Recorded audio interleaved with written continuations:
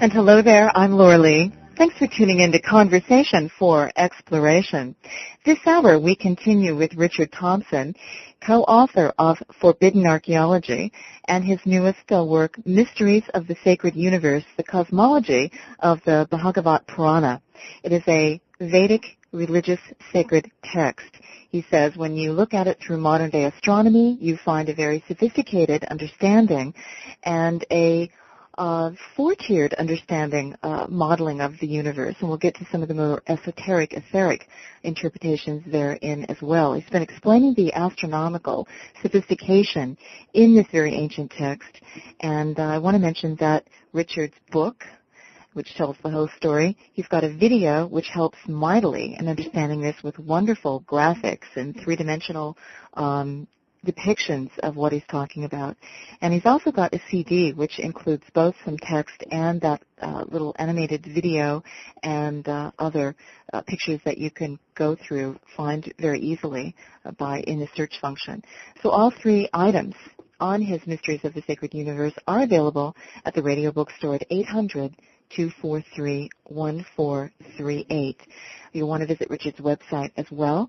And I want to mention that this is part 2 of a 2-part series, and if you haven't listened to part 1, you will want to do so as well. It will be up in the archives. So go to lauralee.com/archives, and you'll find it in February of 2001 in that list. Richard, as you're continuing, you're telling us, and I also want to mention that, come to think of it, you've done a wonderful job of making this very clear by providing three-dimensional pictures and moving graphics and such.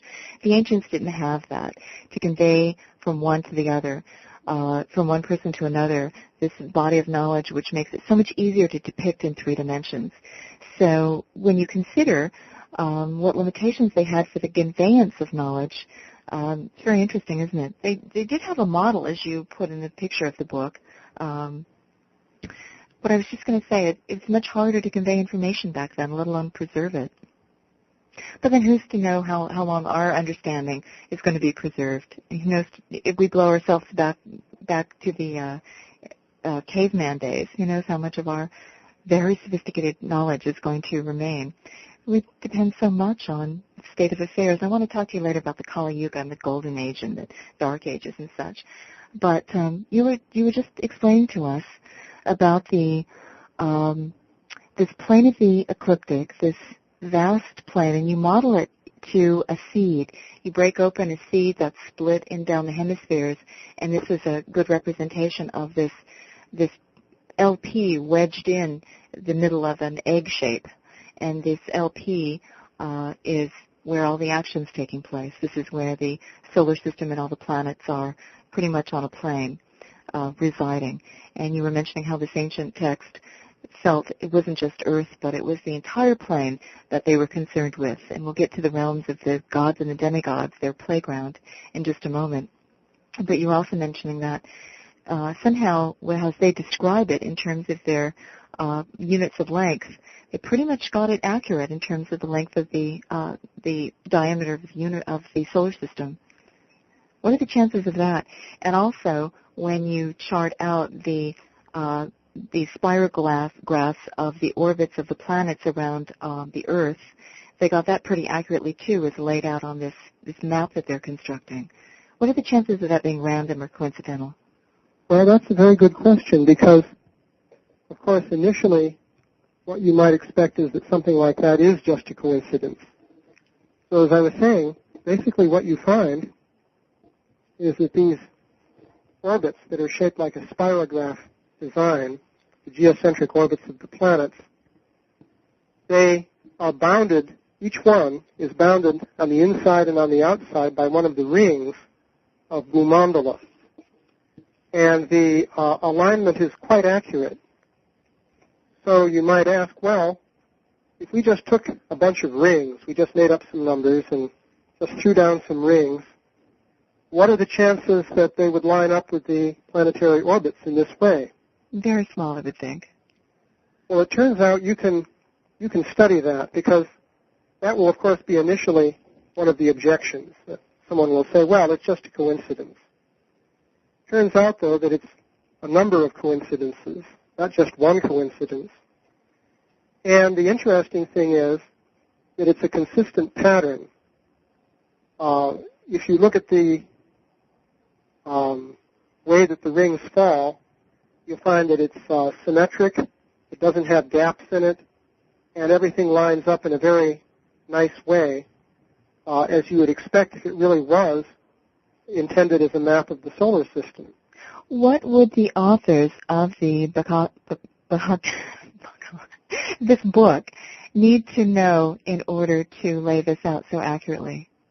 Well, that's pretty amazing, because they would need to know the modern astronomy of the solar system. Basically, we know today that the planets orbit the sun in elliptical orbits. Now, if you make a geocentric orbit, the way to do it accurately is to, let's say, take the orbit of Mars, for example. Mm-hmm. To do it accurately, you'd have one point moving along the orbit of Mars, which is an ellipse, and another point representing the orbit of the Earth, which is also an ellipse. And the combination of those two motions would give you the geocentric motion of Mars. Now, if you just approximate that and say, well, we'll use a circle instead of an ellipse, and we'll make the circle the average radius that the elliptical orbit has, just to simplify, then you find that the alignment is not as good with the rings of Bhu-mandala. So it would appear that in order to get to that alignment, you have to take into account the actual elliptical orbits of the planets. Now, in modern times, this knowledge was not available, well, until about, let's say, the middle of the 19th century. If you go back to Johannes Kepler in the 1600s, he was the one who discovered that the orbits are elliptical, but he didn't know the total scale of the solar system. Kepler thought that the sun was a bit more than 13 million miles away from the Earth. But of course we know today that it's 93 million miles away. So he would have been able to plot out the orbits in a proportional form, but he would have had everything too small. So it wasn't until the, let's say, the late 18th century that the Sun-Earth distance was measured with any degree of accuracy. And it really wasn't until about the middle of the 19th century that it approached its present value of about 93 million miles. So that's an idea of what people would have had to know in order to make this diagram in the distant past. How could they have known that back then? Well, that is perhaps the greatest mystery of this, because we tend to think, well, they couldn't have known because they couldn't have done what we have done. Of course, modern astronomers have figured these things out based on two things. One is their theoretical knowledge, namely the knowledge of the elliptical orbits, Kepler's laws of planetary motion, and so forth. Mm-hmm. And the other is that they've been able to build telescopes which enable them to make very accurate measurements of planetary distances. So we don't have any direct historical information indicating that people in the past, let us say before the time of Christ, were able to do that. Now, some people would bring in the Vimanas, those ancient flying ships that are talked about in other texts, and they also talk about another text, I understand, when humankind was conversing regularly with aliens and off-planet, off-worldly visitors, etc. I guess this was during one of the Golden Ages, one of the hallmark of the Golden Age. And so one would imagine, if that were true, that much of this knowledge was mapped and known and all of that. However, one wonders, even if that were true, and that's a huge if, just conjecture at this point, that we were once traversing and flying, if you can fly in a ship on Earth, why not, from here to Mars and such, big if. we can do it today. It doesn't seem so fantastical, but some period in time we might have been that equally advanced. Go back to Atlantis or something in those legends. Then one wonders, well, how would a little tiny bit of information like that come forward all the way through the Kali Yuga, and we can discuss when the Sattva Yuga, when the last time the Sattva Yuga was, according to this time scale from the traditional Vedic scholars. So one even wonders, what are the various avenues they could have known this? Also, the story goes that sages were able to tune in to the Akashic records and this record of how the world is, maybe tune in that way for understanding. And we're going to talk a bit about that and some of these powers of accessing this non-ordinary reality. So many things to put on the table to consider, but certainly intriguing, isn't it? Or maybe they had some way of calculating things through, we've talked with Chris Knight and Robert Lomas about maybe back in Neanderthal times they were able to set up henges at the right places on Earth and calculate through shadows and through various really ingenious methods. But that's something here. How do you calculate a distance from here to Jupiter, from here to Saturn? That's something else entirely, I would think. So. Well, I wondered myself how they could have known. And of course, as you say, one possibility is that they're getting knowledge from some other source, coming from off the planet perhaps, or from some higher dimension. And later on I'll talk about the whole idea of higher dimensions of reality, because that's also cosmology, the Bhagavatam.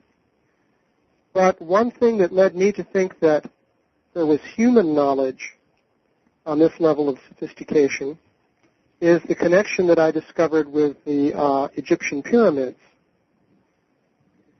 So it seems, as I mentioned, the Bhagavatam has a unit which is called the yojana, and that's about 8 miles. So naturally, when I made this discovery, I wanted to know more about the yojana. What is the history of that unit, and how do we know just how long it was, and so forth. What did you find out about this unit of measure, the yojana?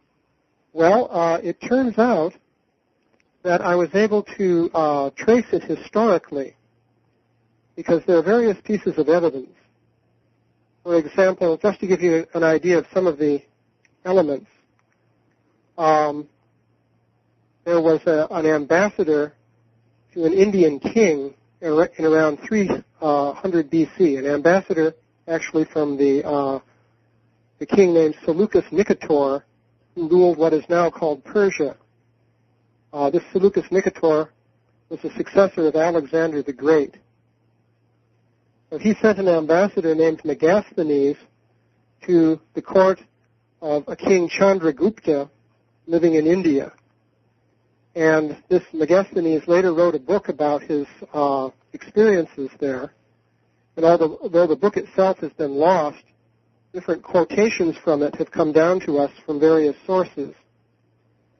So it turns out that on that basis, he gave the length in Greek stadia of certain units that were used in this kingdom of Chandragupta in India. How handy, so we can calculate what they were exactly. Yes, so we can relate then the yojana to the Greek stadium. Now when we do this, we discover an interesting thing. The yojana had more than one different length. There were yojanas of different sizes. And in fact, there's testimony from a Chinese source that tells us about this. There was a Chinese Buddhist pilgrim named, actually I can't pronounce his name too well, so I'll just call him the Chinese pilgrim. This person visited India on a pilgrimage, and he related the Indian units of distance to his own unit, which was called the li. It's a unit of distance used in China. And he mentioned that there were 3 standards for the yojana. And he said, well, one of them is so-and-so many li, and the other one is so-and-so many, and so forth.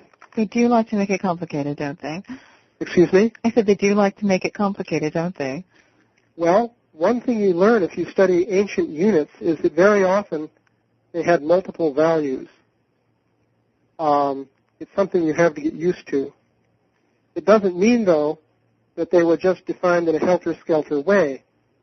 One thing that we tend to be taught in school is that units were very crudely defined in the old days. For example, take the foot. We'll be told, well, someone's foot originally was just so meant many the length inches. of somebody's foot. Yeah.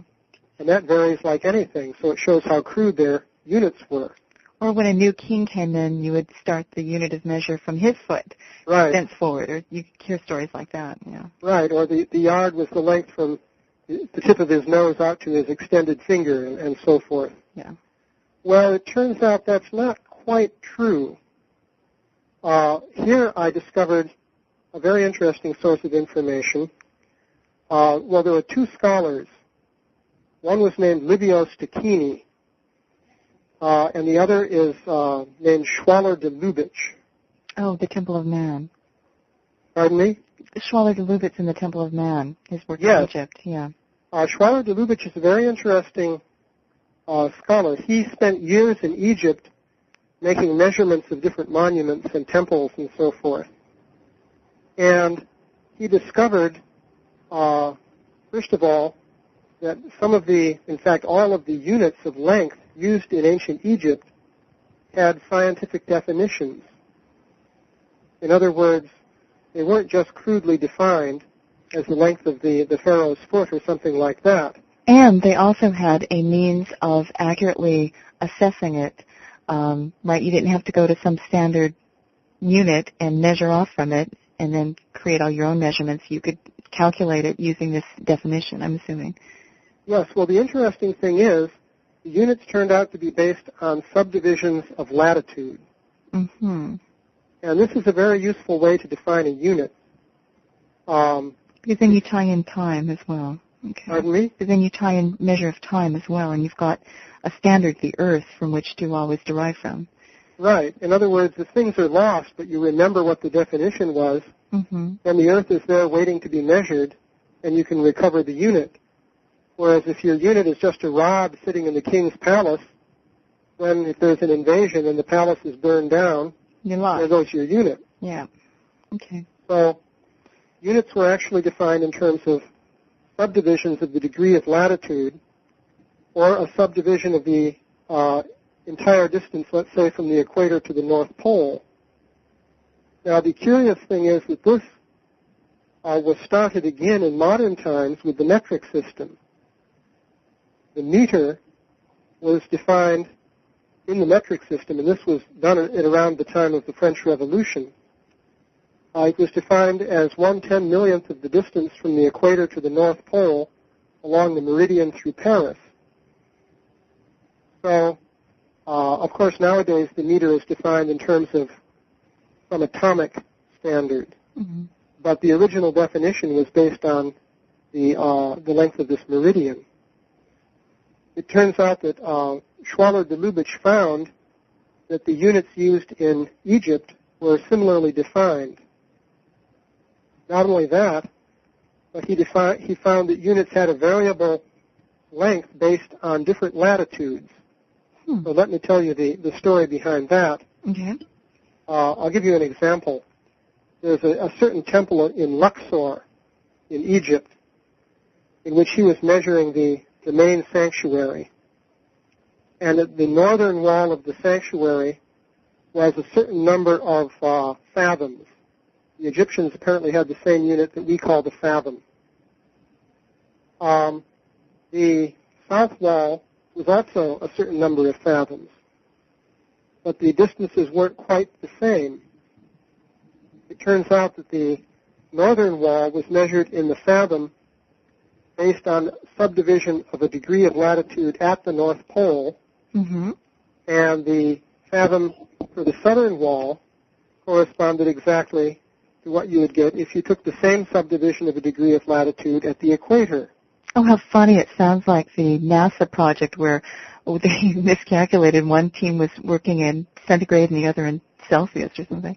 Yeah, but this wasn't a miscalculation. Oh, this was intended. This was intended. You see, It's the symbolism of the rune.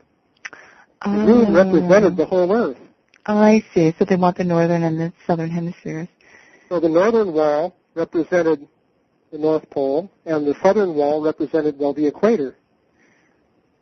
And I should explain how that works. It seems the Earth is slightly flattened. It's not a perfect sphere.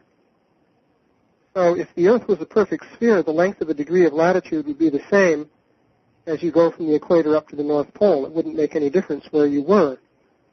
But because the Earth is slightly bulges out at the equator, that creates a slight difference.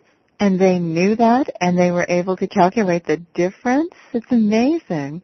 Yeah, they were. Well, Schwaller de Lubitsch wrote this in his book, and he said, well, you could call this a coincidence. But I'm not going to. And then he said, but I found the same thing in repeated measurements in many other places in Egypt. So let us call it a repeating coincidence. That was the way he put it. So it would seem, it turns out there's a lot of evidence for this, and another scholar who studied this in detail, as I mentioned, was this Livio Stachini. So it would seem that the Egyptians not only were able to measure latitude accurately and define their units in terms of subdivisions of a degree of latitude, but they also knew that the degree of latitude varies as you go from north to south, and they could do that quantitatively. They knew with accuracy how it varies. That I can understand. Measuring Earth, I can understand in human terms. What clues do you use to measure the distance between here and Jupiter on that plane? It turns out that to measure the distance from here to Jupiter, pretty much you need some of the same equipment you need to measure the Earth. And what equipment is that? Well, today we do it with telescopes.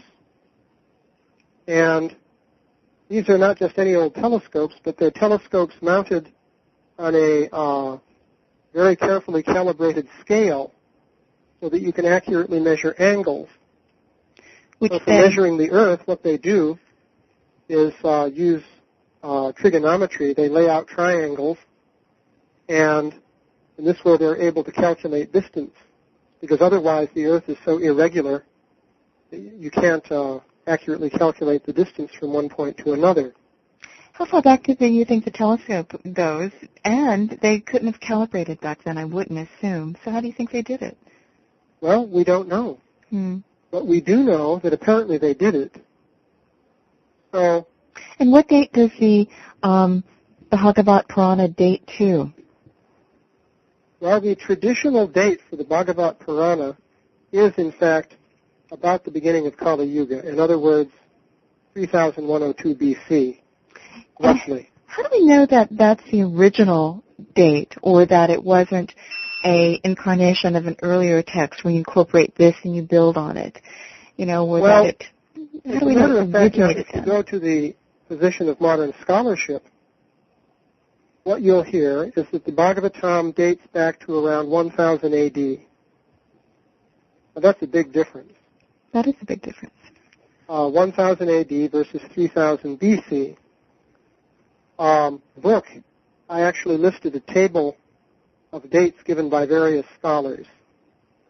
And as it turns out, those range from 1200 AD back to 1200 BC. And that simply tells you that even scholars can't agree. Agreeing on these things. Yeah. So there is some possibility that things were changed or added to the Bhagavatam at different times. And I do discuss that in the book. For example, the names that are used for the signs of the zodiac look very much as though they came from the Greek and Babylonian tradition. But then you point out there are earlier lists, 18 instead of 12, of signs of the zodiac that don't correlate. So this might have been imported information later on that everyone adapted. Interestingly enough, there's also the signs of the zodiac that correspond to many of the same planets in the New World, in the Americas. So it just shows you the wide dispersion of knowledge way back when. and the means to do it. And if you're interested in diffusionism, Gunnar Thompson's the scholar on that, and his books are also available at the Radio Bookstore. Richard's newest book is The Mysteries of the Sacred Universe. There's the video, there's a CD, and there's the book, all available at 800-243-1438. Visit his website, sacreduniverse.com. And we have more in store for you, looking at ancient wisdom in the light of modern science and seeing just how accurate and in-depth and surprising it is. When we come back, let's make that point about the pyramids themselves, Richard. I also want to ask you about this non-ordinary reality where the gods reside, the access points you point out here on Earth.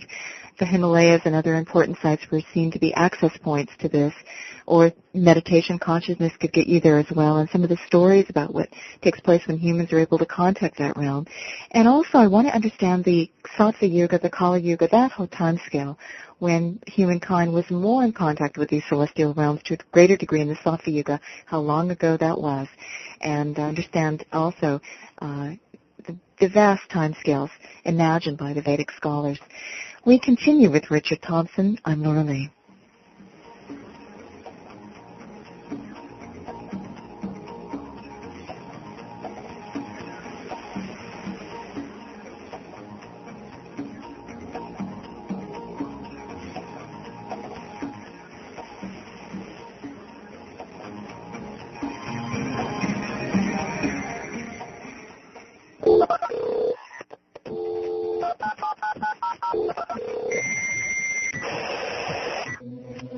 Laura Lee Online. www.lauralee.com. All interviews on The Laura Lee Show are available on audio cassette. For information, call 1-800-243-1438. The sweet secret of the herb stevia lies in a complex molecule called stevioside, a glycoside composed of glucose, softhrose, and steviol, a complex molecule that gives this herb from Paraguay its extraordinary sweetness, 10 to 15 times sweeter than common table sugar. But here's the really extraordinary part. Stevia does not affect blood sugar metabolism. Some studies even report that stevia reduces plasma glucose levels in normal adults. Sweet, nutritious, natural, and good for you. Wisdom of the Ancients introduces Stevia Plus. Take these little packets with you everywhere, containing powdered stevia that equals 2 teaspoons of sugar in sweetness. Sprinkle on food and beverages alike. I use stevia daily. Add the liquid concentrate to lemon juice and water, and you have refreshing lemonade, and decarbonated water for a soda substitute. Stevia makes any herbal tea taste sweeter and better. Stevia is good for your skin, too, applied externally. Try it. It's versatile, good for you, and sweet without the calories. Wisdom of the Ancient Stevia products are the highest quality available. Call 1-800-243-1438. We all try to watch our diet to get a balance of nutrition, but that's not always possible. There's a gap between the nutrition from the average American diet and the optimum diet for the human system. The challenge is to take care of our own health while being able to enjoy comfort foods. That's why nutritionist and biochemist Udo Erasmus developed Missing Link. It bridges this gap with foods naturally high in essential nutrients, trace minerals, vitamins, and fiber. Call 1-800-243-1438. Missing Link is a powder that you sprinkle on your food, making your food taste better, and 3 tablespoons daily is all you need to achieve optimum nutrition. Call 1-800-243-1438. Each bag contains a 1-month supply and is only $19.95. Call 1-800-243-1438.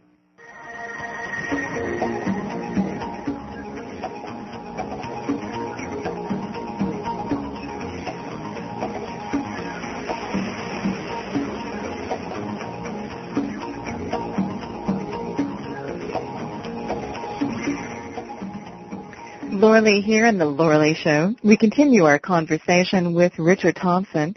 His newest work, Mysteries of the Sacred Universe.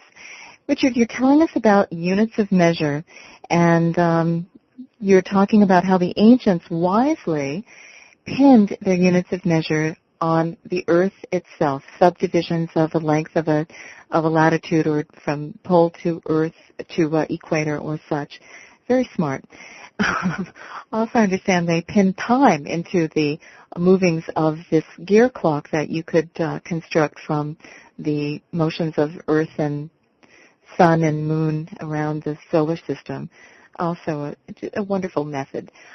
So, you were saying that the way that this model, as presented in the Bhagavad Purana, used a unit of measure, this yojana, roughly about 8 miles, and you were going to also relate this to the pyramids and tell us a bit more about how surprisingly sophisticated it is, that once you decode this as if you've done, it looks like they knew a lot of information that we wouldn't have expected about the size of the Earth, the distance between planets in the solar system and such. Go ahead.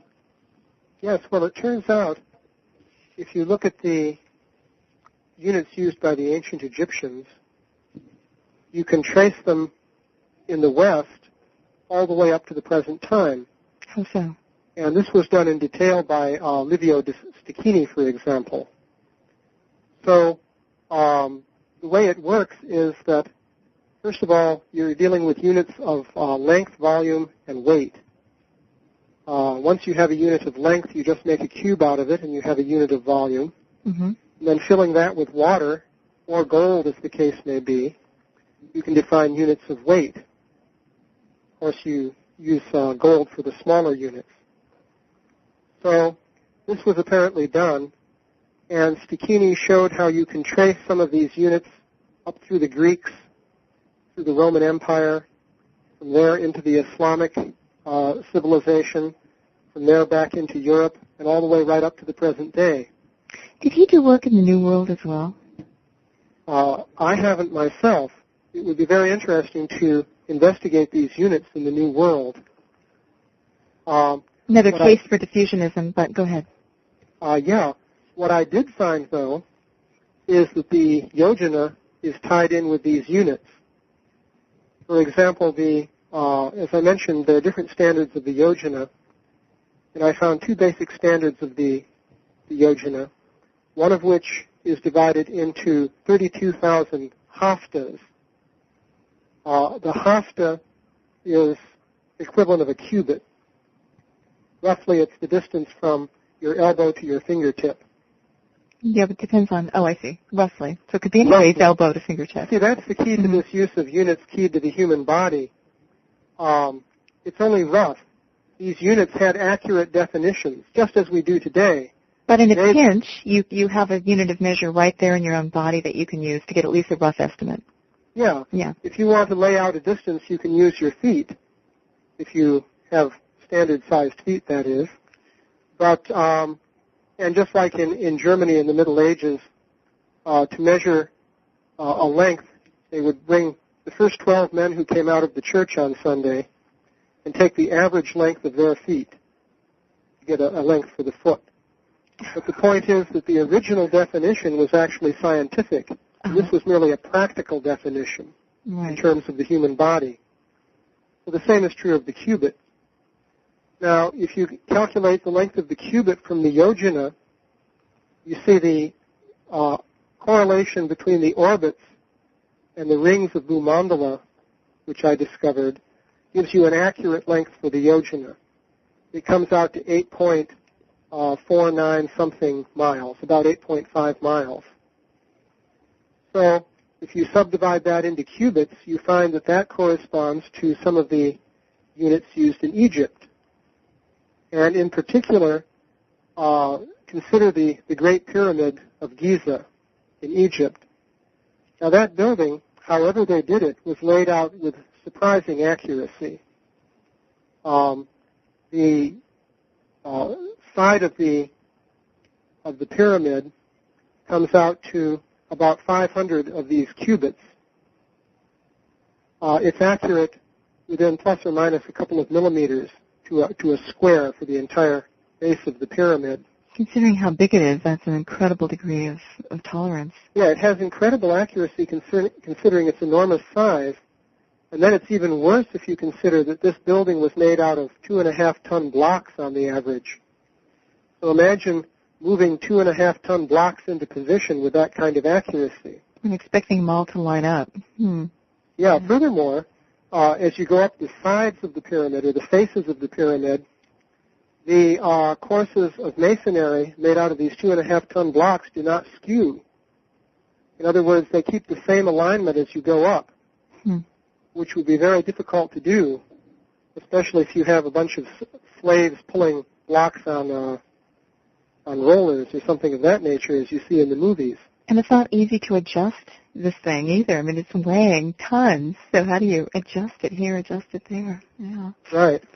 So in terms of the hasta that I calculated based on the orbital study, the side of the Great Pyramid at the base is exactly 500 hastas, plus or minus a very tiny fraction.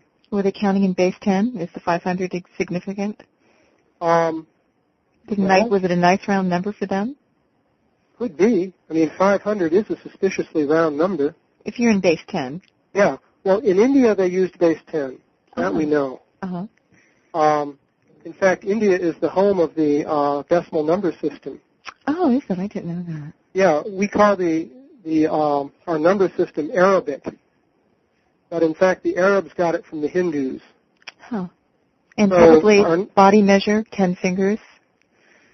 Well, yeah, base 10, of course, is common, but the use of a series of digits, 0 through 9, to represent numbers in base 10 is actually something coming out of India. Right. And too bad the Romans didn't have them, too. Their math was so cumbersome with those multi-digited numbers. Yeah, if you try to add and subtract Roman numerals, you can see what an improvement it was to have the base 10 system based on digits 0 through 9. Right, each has their own representative. You don't have to represent a 4 with 4 different symbols. Yeah. Right. So in any case, the yojana fits into the system of units in Egypt, and then it turns out that the weights also correspond between the east and the west. The link there turns out to be archaeological. If you look at Mohenjo-Daro, which is an ancient city in what is called the Indus Valley Civilization, which is dated back to about 2300 BC, you'll find that they had weights. Apparently these were weights used in the marketplace for weighing out produce. And they're found there in the archaeological site. Wow. These weights were based on a binary system, curiously enough. How do you base a system of weights on a binary system of 0, 1? Well, yes, no? Each successive weight is twice the one before it. Okay. So it grows exponentially. Your basis for binary numbers, you have units and then 2s, 4s, 8s, 16s, and so forth. Right. Well, the commonest weight was, you might say, the base weight from which all the others were derived, either by doubling or dividing by 2. And that weight turns out to be very close to the Roman ounce. Now, of course, Rome came a lot later. This was 2300 BC. Well, Rome was founded, I guess, in around 700 BC. But the same unit of weight was used in both places. Interesting. And curiously enough, the same set of weights that you find in Mohenjo-Daro are still used in villages in India today. Huh. I love that continuity, don't you? Yeah, so I understand those clay jar batteries were still used up to recently or today to silver plate objects for the marketplace, too. Yeah, a lot of things are very old. In one of the Indus Valley cities, just as a side remark, they had a most unusual archaeological find, namely a plowed field. Normally you don't expect to be able to dig up an ancient plowed field, but somehow this field had been overlaid with silt after it was plowed, and it remained that way until the archaeologists dug down to that level. And they found that it had alternating bands plowed in different directions. And it turns out that the peasants in that area still do the same thing today. And they plot different crops in the different alternating bands. And this helps, for one thing, keep insect pests from getting through the crops. So they have little pathways to follow quite so easily, huh? Yeah. So the same custom has apparently been followed since about 2300 BC. I wonder if they had crop circles way back then. Well, you wonder. Don't you? Yeah. But in any case, it turns out that there are quite a few links between the units in India based on this orbit study and the units used in ancient Egypt. And then again, another link is that the orbit correlation required some more advanced knowledge of astronomy, but the accurate definition of units in terms of latitude in Egypt, plus knowledge of how the length of the degree of latitude varies from north to south, implies that they also had very accurate means of making measurements. So it seems that there's evidence there of a more advanced scientific culture, which was international in scope. That is, it had its representatives both in India and in Egypt, if not anywhere else. Wouldn't be surprised me if it was global, but it just shows you how early sophisticated understanding of measurements of the Earth must have taken place, and for them to think, aha, what a great way to found a measurement system on this. I suppose you can. That would be a nice dating system, too. Looking at the units of measure, do they match the other ones? So I guess if you go way far back, you don't even need units of measure. You just sort of eyeball it, right? So, well, to the more unsophisticated structures, one wonders. You also mentioned how the pyramids were lined up with stars and some of those shafts, even though the shafts were plugged at the ends and they couldn't really see the stars through them. Maybe it was a symbolic alignment, but they do in fact align with stars, some major stars where they would have been way back when. And the difficulties in putting together this massive solid structure with accurate diagonal shafts running through these things that would accurately line up with the stars. That took quite a bit of understanding, too, of geometry and building and stars and astronomy and all of that. So, boy, what a mystery, huh? Yeah, it's quite mysterious. I mean, even if you look at the alignment of those shafts, one assumes that they did their stonework during the day, but you can only sight the stars at night. So that means they had to have some way of recording and measuring out the angle so that the stonemasons could follow that angle during the daytime when they were actually building the structure. Yeah. And of course, they were building it out of 2.5 ton blocks. So it was quite a challenge to do that. How do you see a mother culture? You mentioned that at one point this same unit of measure and so much astronomical knowledge and understanding of Earth's dimensions was shared by many cultures across the globe. How do you see the whole question of Atlantis or mother culture, whatever you want to call it, wherever you think it was founded? Well, it would appear that there was a great deal of diffusion of knowledge. We can only begin to piece together the different parts of the puzzle. The quantitative information that I've uncovered has mainly dealt with India and the Near East and the area of Egypt, although you can also go to the east into Indochina. You'll find that same Yojana unit was used there also. Of course, that's not so surprising because Indochina, after all, was obviously influenced by India. But if you look at the more qualitative description of the cosmology, you'll find the basic cosmology of the Bhagavatam with its upper and lower worlds and so forth was found all over the world. You can trace that to North and South America, for example. I was just going to ask you about the non-ordinary reality and if it was a diffusion of understanding of mapping it out, or if you believe that people just access this on a regular basis through whatever means.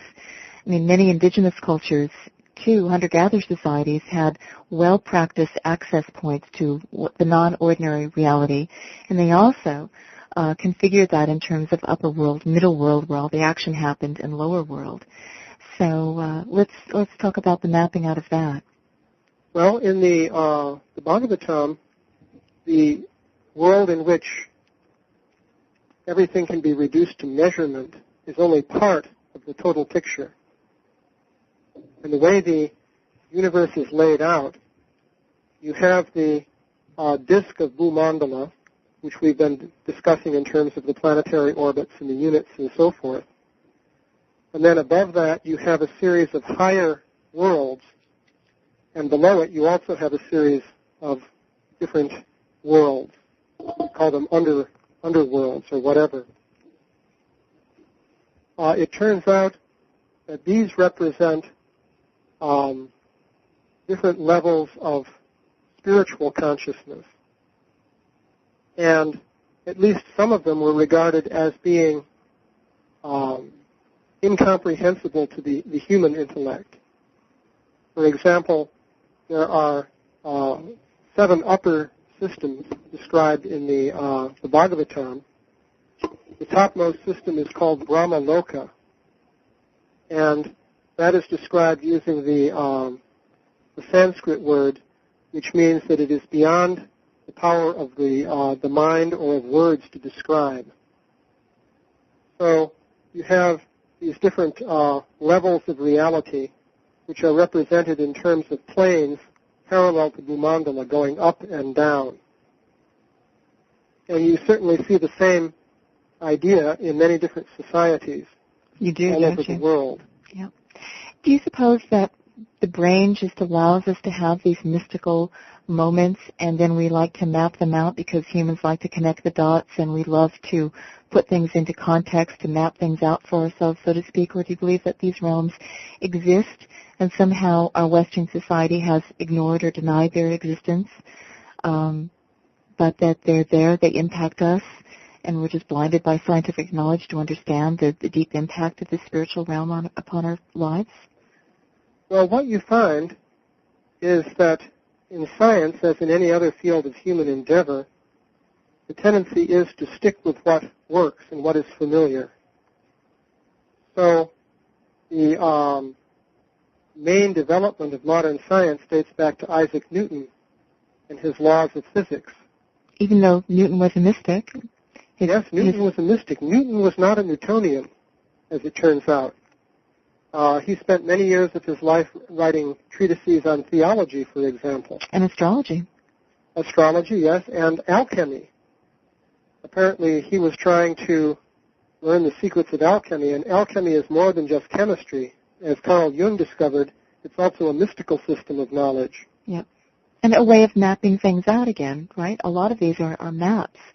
Yeah, like the transformation of base metals into gold is actually a metaphor for self-realization. Yeah. So, in any case, Newton wasn't a Newtonian, but his scientific descendants largely have been influenced mechanistic perspective on reality.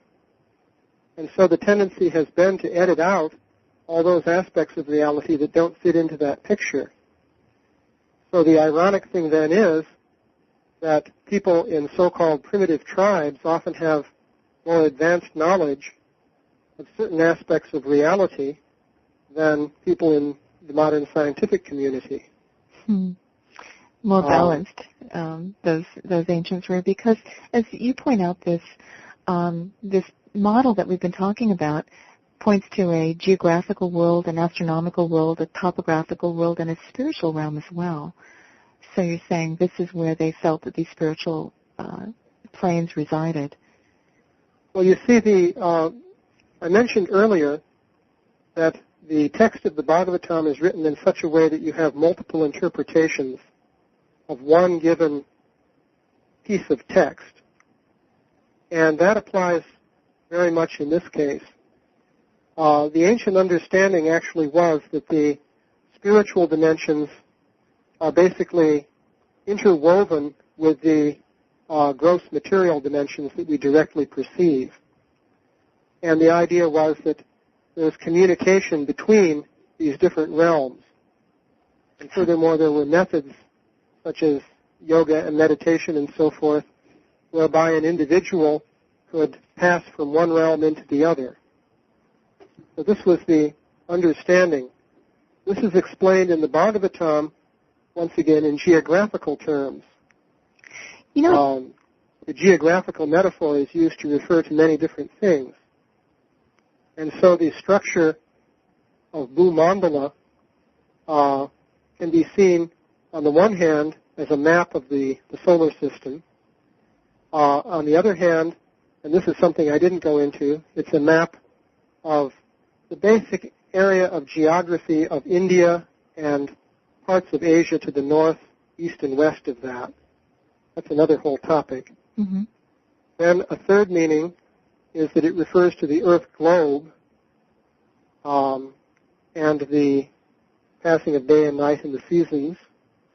Then finally, the fourth meaning is that it's a model of the heavenly region or celestial dimension of existence. What are the access points? What are some of the stories of people who find themselves in this the celestial realm? And I just bring up two examples. Missing time, you point out, very often is a symptom of having been there. When you come back to this reality, you've realized that days or hours might have passed and you can't account for them. But that's interesting in light of certain people's experiences today. The second was that there are reports of mysterious happenings to just ordinary people who go about their day. They're not practicing a spiritual technique to get to this non-ordinary reality. They're not a member of an indigenous society that travels through these doorways with ease, I'm told. But they might find themselves, for example, I remember one story I read was a woman was just walking along, turns a corner, and there she's back in time to where she was supposed that part of the street was centuries ago, goes and walks through it and then comes out and she's back in her own time. So she sort of was a time traveler, for example. Didn't know how that happened or how she got there. But the idea that parallel times can exist in the same space is interesting. And so if a Vedic a scholar from way back when was to hear those stories, they would know what happened. Oh, that person happened to have a visit to the celestial realm. That's the way they would view them, I'm thinking. Can you explain that? Well, yes. Basically, the idea was that there were different dimensions which can be accessed. And the method of access was simply referred to as travel, but one has to understand that it's not ordinary travel. For example, one term in the Bhagavatam, which is used quite a bit, is vihayasa, which means basically to travel through the sky. And one might think, well, that means like an airplane, you go flying through the sky. But that's not actually the meaning. It turns out that the meaning there is that the basic element of space, which is called ether or akash, like you know the term the Akashic record. Right. Well, akash means space. And space was not regarded as a vacuum, the way we may tend to think of it, but it was just the opposite. It was a plenum. And in this way, it could, for example, record things, like the Akashic record. Ah, okay. Yeah. It was a mystical substance that had properties that ordinary reality doesn't. Right. Example. Yeah, it was intelligent and okay. And furthermore, just as if you look at the ocean, the waves look very prominent to us when we're up on top of the ocean looking at it, but they're just very tiny ripples in this very deep ocean. They're very superficial phenomena.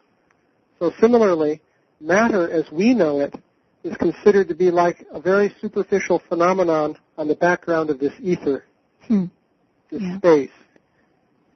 Or, as you point out, a modern version of that would be some scientists suggest that we're just born as one of many universes from quantum fluctuations on an underlying space-time foam. Same idea. Same sort of idea. Yeah, different language.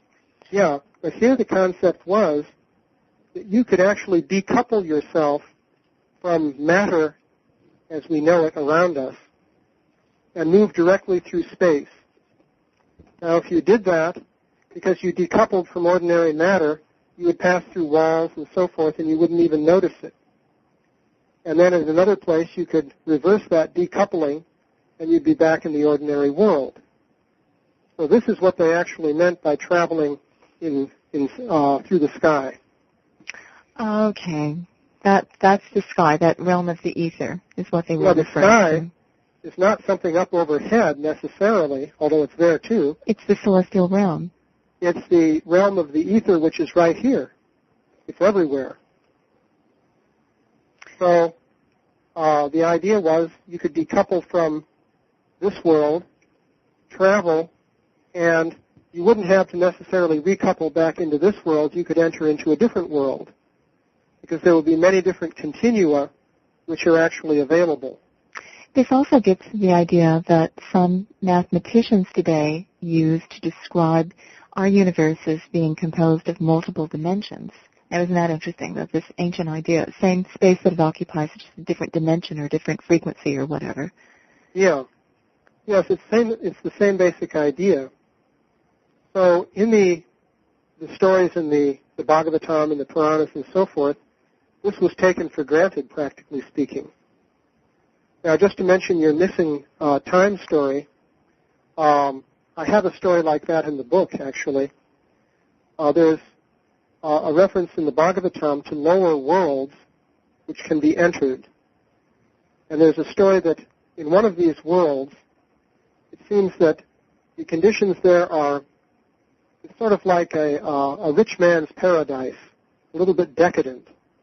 The people there live in very opulent circumstances, but it's said that if any man goes down there, these extremely beautiful and seductive women will captivate him, and he will remain there having pleasure with these women.